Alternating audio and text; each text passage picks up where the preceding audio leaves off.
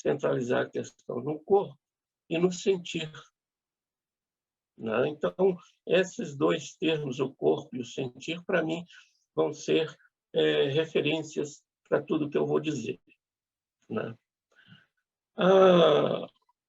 O corpo, ele foi muito tratado por Russell, né?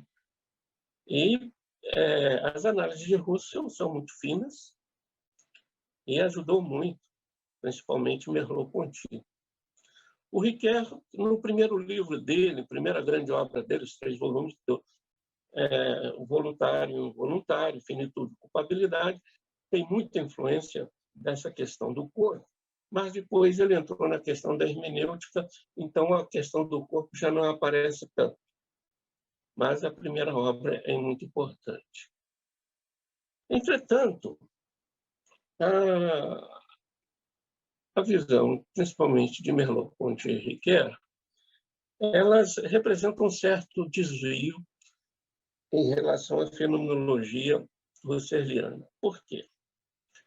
Porque o corpo, embora com muitos dados e influência de Russell, o corpo é visto por esses autores com uma certa autonomia.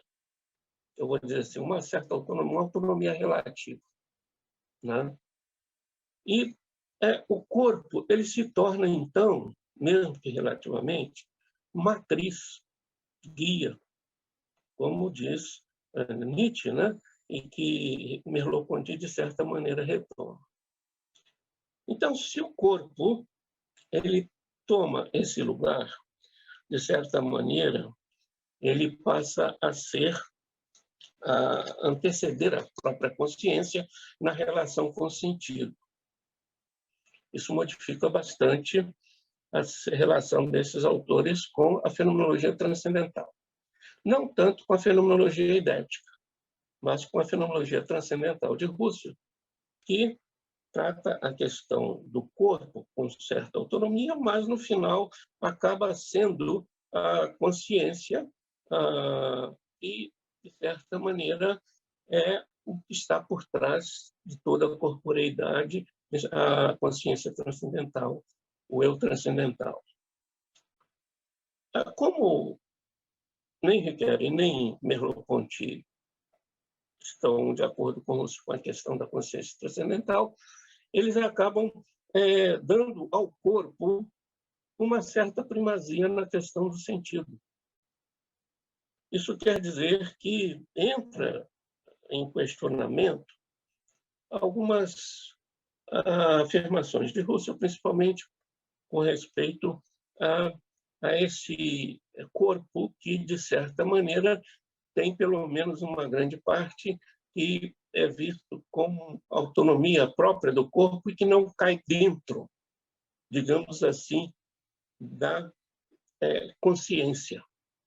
Então, uma parte do corpo é autônoma, ou seja, opera independentemente da consciência. Isso impõe limites.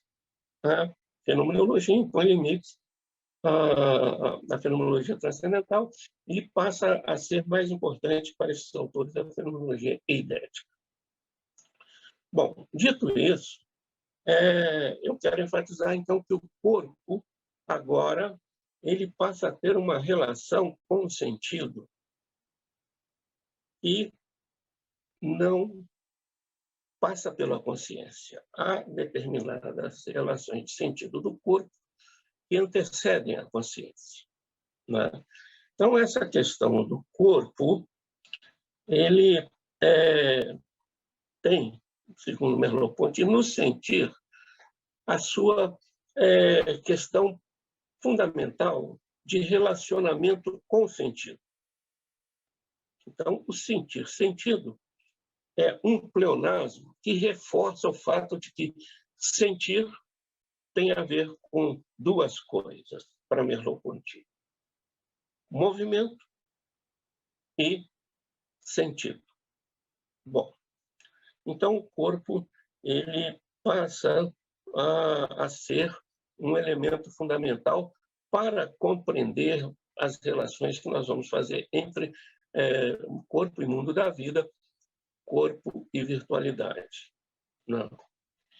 E eu vou retomar um texto do Heidegger, né?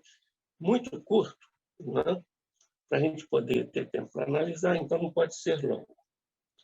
Mas no livro do Nietzsche, o Heidegger menciona a questão do corpo em Nietzsche. Em 2 ou 3 lugares, páginas que aparecem essas menções, nessa obra, né, do Heidegger, mostra que há uma preocupação de Heidegger com o corpo, embora não apareça muito nas obras de Heidegger. Essa questão do corpo será retomada depois nos seminários de Zolikon, mas também de forma muito restrita, de tal forma que, no fundo, a crítica que se faz aqui, Heidegger, de certa maneira, esqueceu o corpo, ela tem uma certa razão, porque fica sempre subentendido, né? Ele nunca enfrentou tematicamente a questão do corpo, raríssimas as referências, né? E uma delas é essa, estudando Nietzsche. Por que eu estou retomando isso? Porque ele vai interpretar Nietzsche, que fala do corpo como guia e matriz, né? Ele vai interpretar Nietzsche, a expressão de Nietzsche, Leiden des Leibes, corporar do corpo. O texto que eu vou tratar, chamar a atenção, ele é um texto bem curto, são apenas 2 frases, né? Eu estou usando a edição francesa, né? Na edição alemã na página 100, na edição francesa na página 96. O final da página diz assim: todo sentimento é um corporar. Ele usa a expressão corporar, que é a tradução de Leiden. O verbo Leiden, corpo, Leiden, corporar.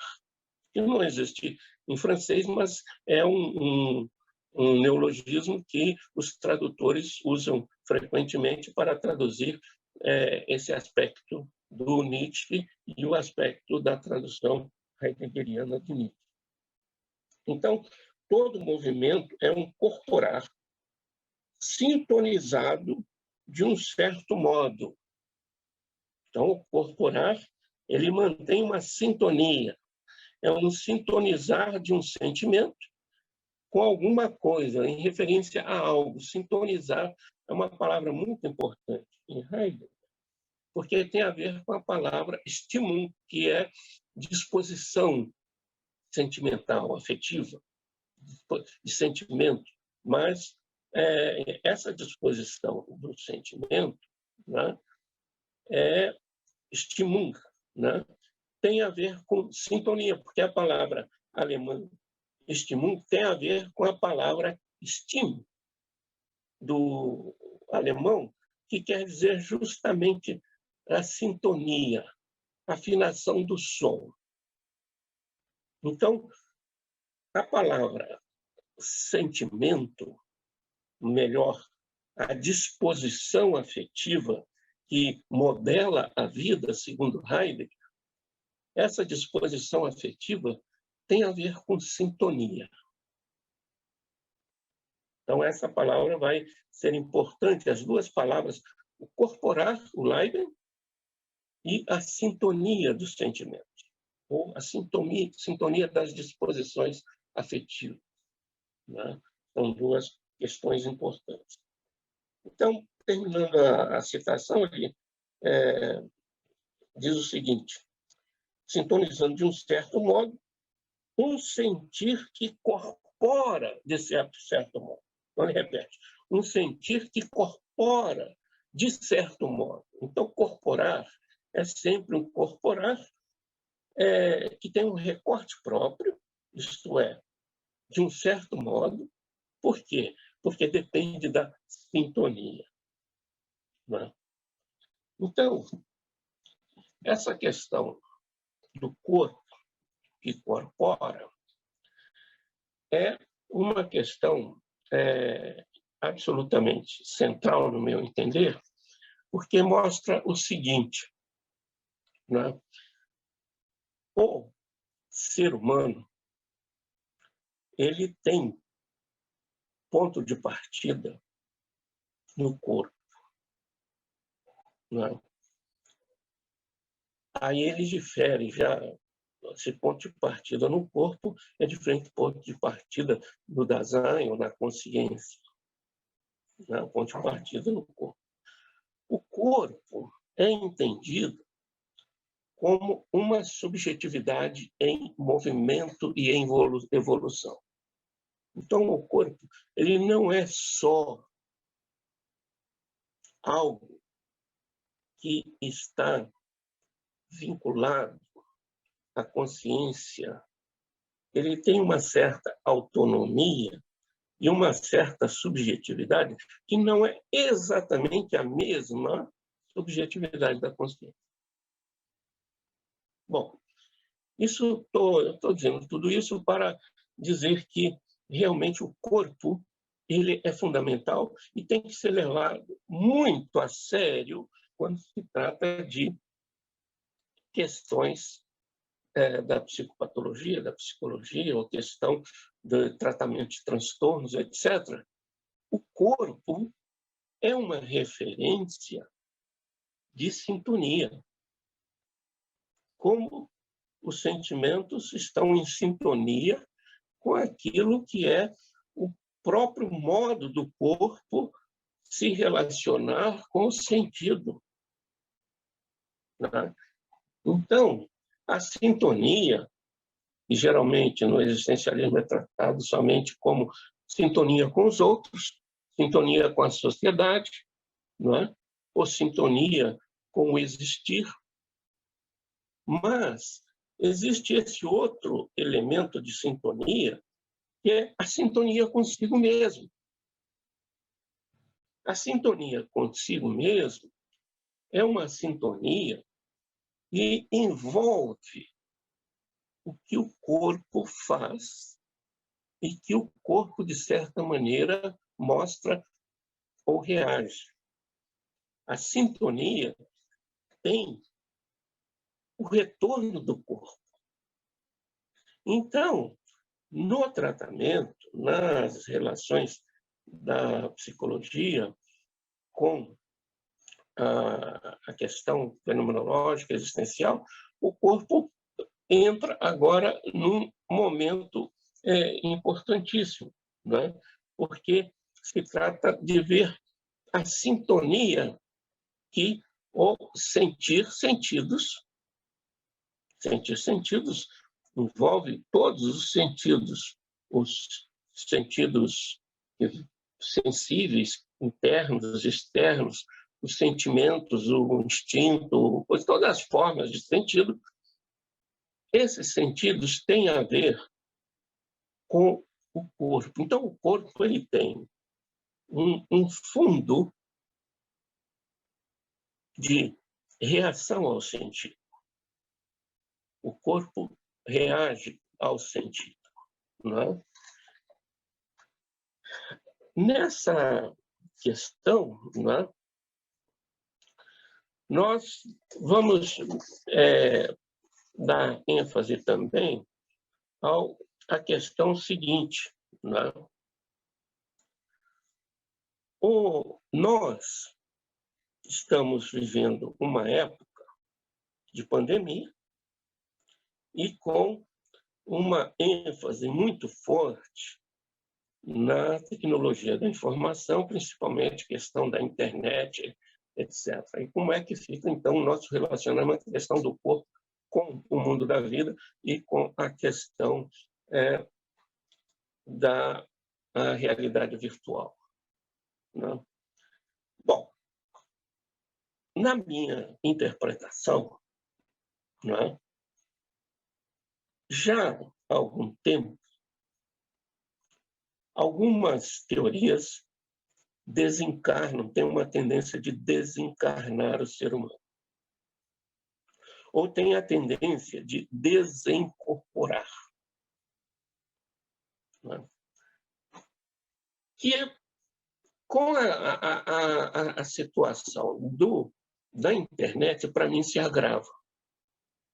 A internet é um fator de aceleração dessa, eu não vou dizer esquecimento do corpo, mas a encarnação já não é tão forte, a questão do corpo já não é colocada de forma tão premente, porque a realidade virtual ela retira alguns elementos de relações corporais mais intensas. Por exemplo, não é? Uma criança que agora, nessa época de pandemia, é obrigada a viver uma vida mais virtual, porque é difícil controlar a criança. Então, a criança vai para a televisão, a criança vai para o computador, a criança vai para o celular, e ela começa a ter uma intensificação do mundo virtual. Ora, o mundo virtual ele é eficiente para comunicar, mas ele tem um efeito secundário, ou um efeito não previsível quando se instalou isso, que é justamente colocar o corpo em segundo plano. Né? Então, quando nós vemos a reação das crianças com as imagens, a emoção dela é projetada sobre imagens, não sobre o outro, sobre um outro corpo. Não é? Quando nós estamos aqui falando na internet, trocando ideias, ainda existe um aspecto que lembra o vivo, mas não é o vivo pleno. Na internet, nós podemos ver a pessoa falando, como vocês estão me vendo falando, eu estou vendo alguns de vocês aqui na tela. Então, essa presença já não é plena. Então, de certa maneira, o corpo vai sofrendo já um processo de desencarnação. Ou seja, nós que somos, Husserl dizia, né? Ego encarnado, nós somos carne, temos essa vinculação, e como vivo, não é? Eu vivo o corpo em relação ao mundo, a uma natureza que também tem aspectos vivos, e vivo em relação ao outro que também é vivo. Então, essa relação mais imediata e viva vai perdendo as suas características.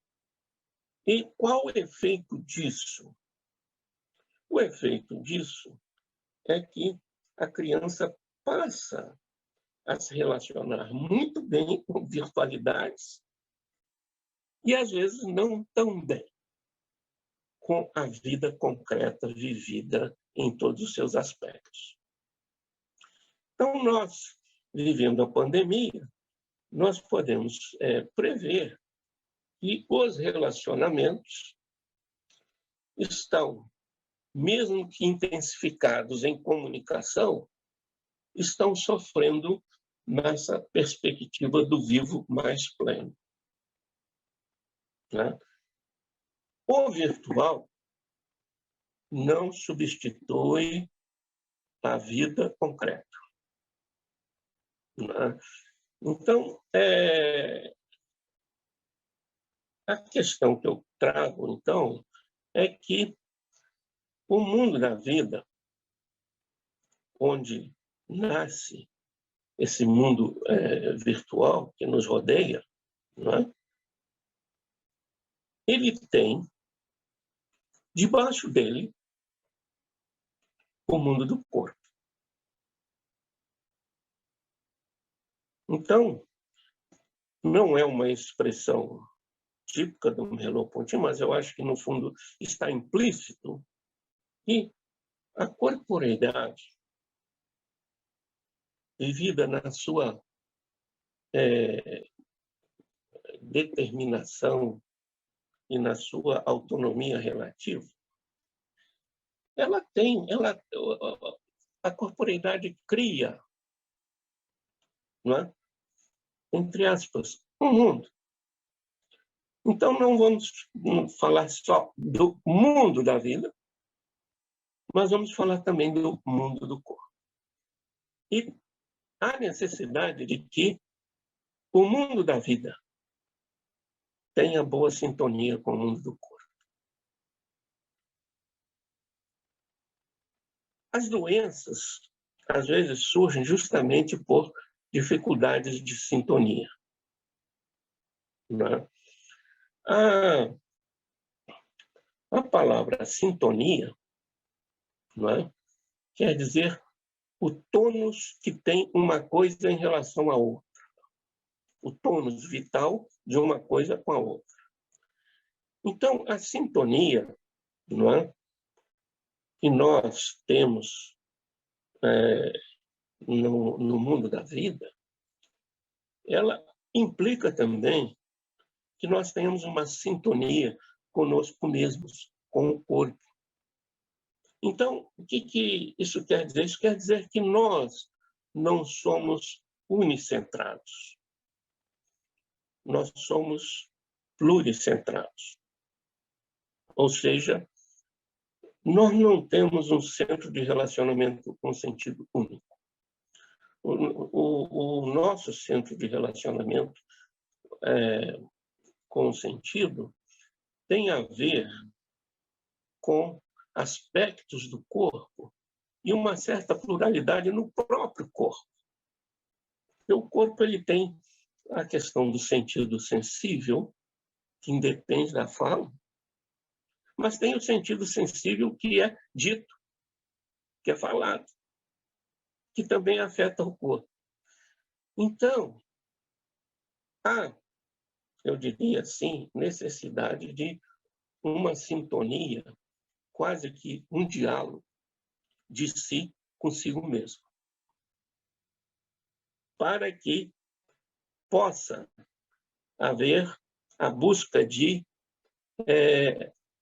uma afinação dos sentimentos com o corpo. Agora, isso na realidade virtual já é mais complicado, porque a pessoa, às vezes, reage muito, vamos dizer assim, a uma imagem e o sentimento voltado só para si. Não existe tanta projeção do sentir sair de si mesmo para o outro. Não é? Então, aquilo que eu gostaria de dizer é que nessa questão, né, o corpo joga um papel fundamental. Na verdade, é o corpo que cura. Né? Quando a gente fala, pensa que é a razão que cura, ou que é a atitude existencial que cura. Mas se repercutir no corpo de um jeito negativo, não cura. A cura acontece no silêncio do corpo. Isso é o que Merleau-Ponty também aponta. No corpo, nós temos o começo realmente de toda a cura. Então, é preciso se prestar mais atenção ao papel do corpo. Né? Qual é como o corpo corpora? O corpo corpora os sentimentos. O corpo corpora sentidos. É o Leben, né? Que Heidegger traduz do Nietzsche, né? O corporado do corpo. Então, neste corporar, é que nós temos que ver como que o corporar corpora as questões da existência, como o corpo corpora as questões do mundo virtual, como corpora as questões do mundo da vida. Então, essas questões que eu gostaria de trazer para vocês. Eu acho que é 20 minutos, né? Meu tempo, então, já Mais está... um pouquinho de tempo, se o senhor quiser falar mais. Tem tempo? Tem um pouquinho de tempo. Tem. Então, eu vou mencionar o seguinte, né? Merleau-Ponty ele deu ênfase à questão do corpo, mas deu ênfase também à questão da natureza. A natureza também tem sua autonomia e não depende da consciência. Então, a consciência ela pode ser um ponto de partida reflexivo, mas na própria consciência a reflexão deve descobrir que há um limite onde começa uma outra autonomia. Uma dessas questões é a própria natureza, né? Então, a natureza ela opera, né, com a questão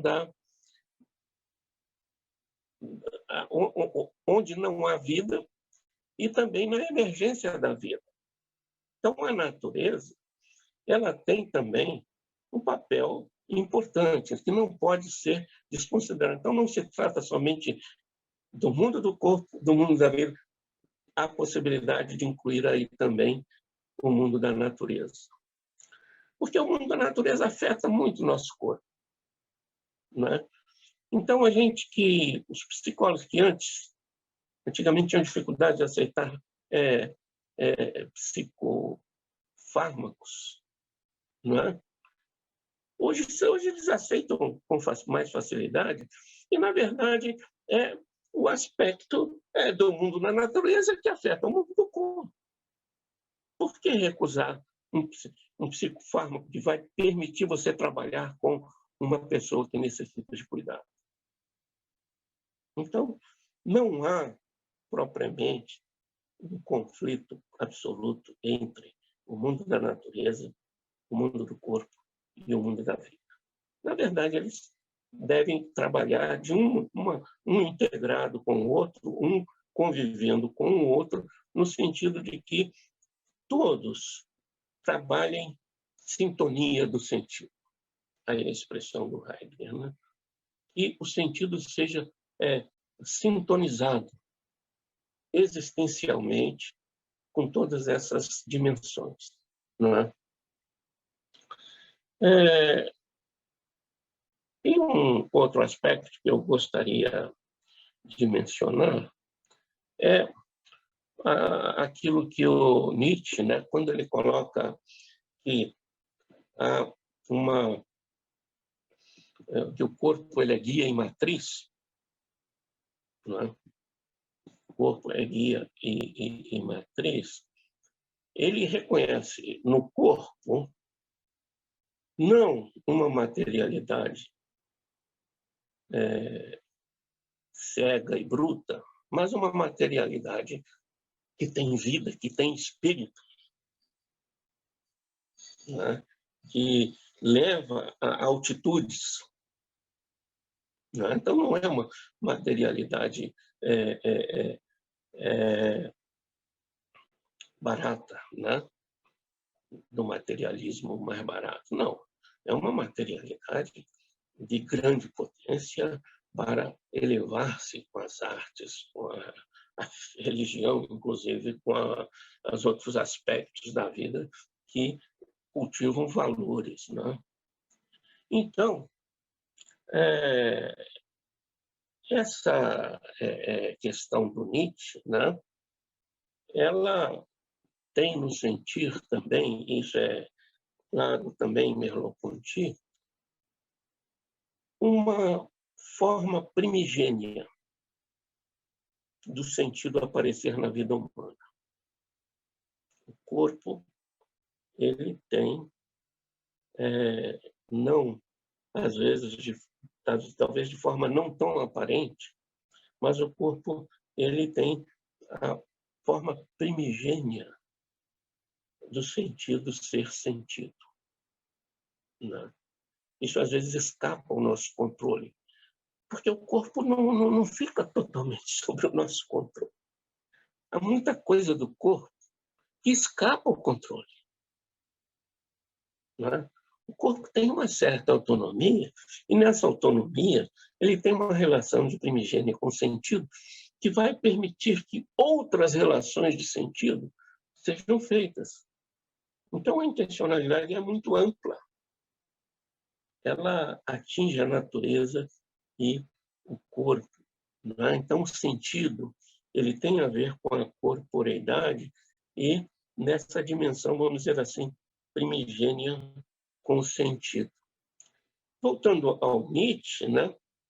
O Nietzsche, quando trata da saúde, né? Ele fala de uma... deixa eu ver se eu me lembro aqui exatamente o termo, né?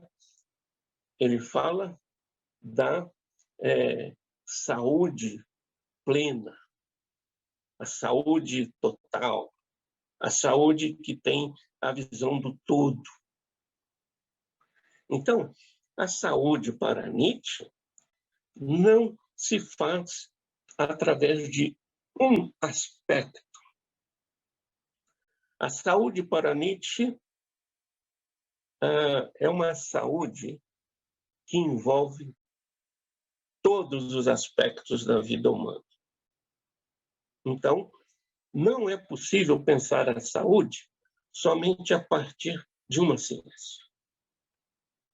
Não é possível pensar a saúde a partir de um aspecto da vida humana. A saúde plena, a saúde mais integrada, a saúde integral, essa saúde mais completa, ela implica uma sintonia entre muitos povos.